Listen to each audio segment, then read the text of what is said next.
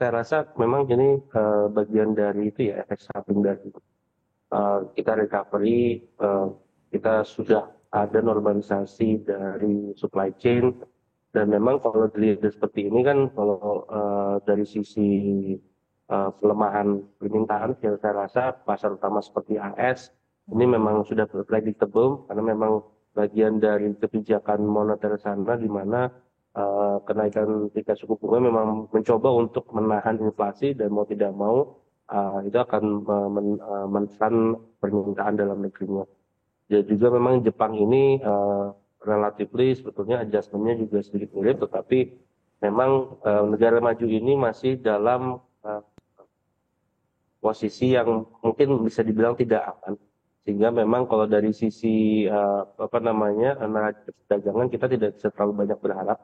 Di sisi lain memang kalau dilihat selain itu memang masih tingginya inventory kalau melihat di beberapa negara seperti AS dan Europe terutama ya, terkait dengan produk-produk utama Indonesia seperti furniture dan lain-lain, itu juga mungkin adalah bagian dari bagaimana cycle restart ini berakibat quite mixed di different countries, tetapi memang memberikan scarring effect. Dan memang kalau dilihat dari sini, yang sedikit menjadi catatan hari ini adalah bagaimana demand dari Tiongkok ini lebih rendah dari ekspektasi. Tadi ekspektasi kita 7,9, sekarang realisasi 6, dan memang juga tercermin juga dari penjualan retail Tiongkok juga menurun signifikan dari 12,7 menjadi 3%. Itu sebetulnya yang sedikit lebih mengkhawatirkan daripada AS, karena sejatinya pasar utama tentu our main trading partner itu adalah China.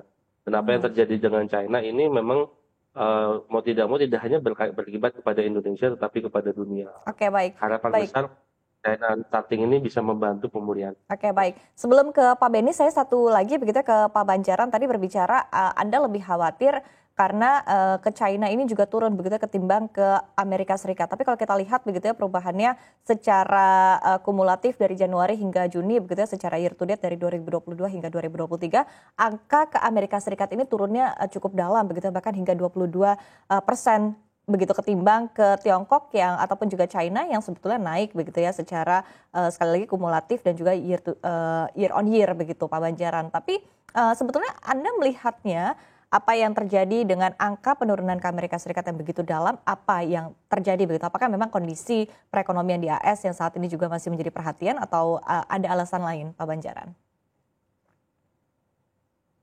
Saya rasa memang mau tidak mau ini berkaitan dengan dinamika yang ada ya. Di satu sisi memang di AS sendiri memang pelemahan dari permintaan ini memberikan dampak. Tapi kita juga harus melihat bahwa posisi misalnya nilai tukar kita sekarang quite overweight, mana posisinya sudah melebihi 14.900 per quite some time.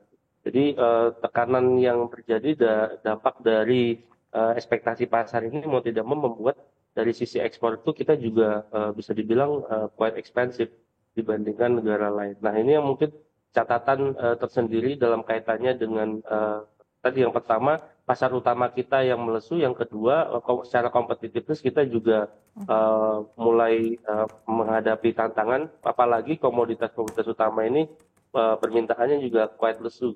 Kalau kita melihat sebenarnya kalau ekspor utama kita ke Amerika ini kan berkaitan dengan barang-barang manufaktur yang paling besar sebetulnya.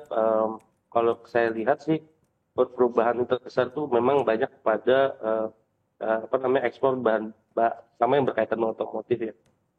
Walaupun kita sudah melihat ada pergeseran bisnis. Nah, dalam kaitannya ini sebetulnya kita harus waspada karena apalagi dengan ekspektasi bahwa The Fed ini akan masih menaikkan Fed rate itu sampai atau referensi sampai 2 kali. This is not the end. This is actually a beginning for a more volatile market. Dan memang dari sisi ini dalam 6 bulan sampai 1 tahun ke depan, saya rasa eksportir Indonesia harus memikirkan pola mungkin juga bisa bilang pasar-pasar lainnya untuk bisa mendiversifikasi dari ekspektasi di Amerika, terutama di media Amerika yang bukan malah akan rebound dalam waktu dekat, tetapi saya ekspektasinya memang relatively akan tertekan lebih jauh lagi, at least sampai end of this year dan kemungkinan sampai awal Sekali tahun lagi Anda depan. memproyeksikan bahwa hubungan dagang dari Indonesia ke Amerika Serikat mungkin masih akan lesu begitu. Tapi seperti apa dengan China? Apakah Anda melihat mungkin masih akan bergerak, ada kemungkinan begitu untuk bergerak rebound, Pak Banjaran? Saya rasa kalau dengan low basis yang ada sekarang, kita bisa ekspektasi sebetulnya pertumbuhannya sangat strong. Even mereka not doing anything, itu 5% itu optimis.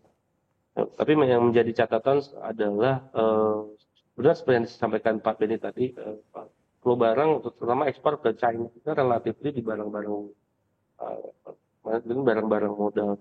Dan memang kalau melihat fluktuasi harga yang ada sekarang, kita bisa ekspektasi dengan jumlah komoditi yang sama di ekspor, net dari devisanya relatif lebih rendah daripada tahun lalu. Sangat besar harapan sebetulnya China reopening itu bisa berjalan lebih smooth, di mana memang harapannya tadi kembali lagi manufacturing China sebagai world powerhouse ini bisa kembali kepada posisi semula sehingga kita bisa mengembalikan posisi ataupun tadi diversifikasi produk ekspor kita bisa kembali kepada pre-pandemi.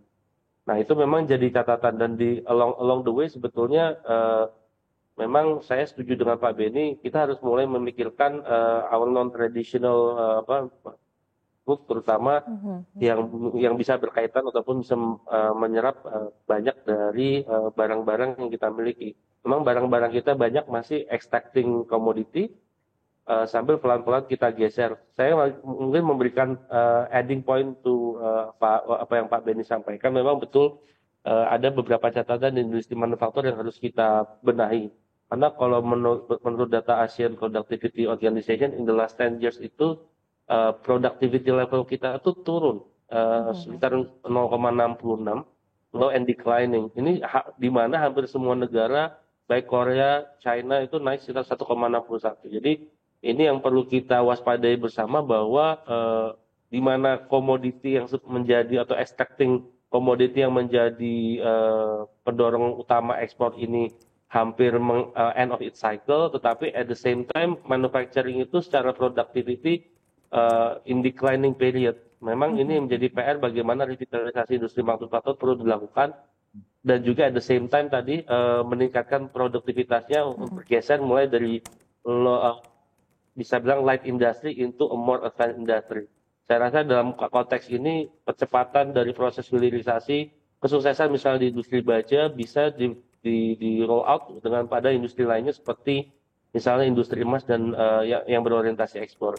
Tapi kembali lagi sama harapannya besar bahwa China ini bisa going normal again, walaupun memang ada beberapa distorsi yang terjadi karena they are a big economy. It's actually much harder for them to restart and having much more of like scarring effects.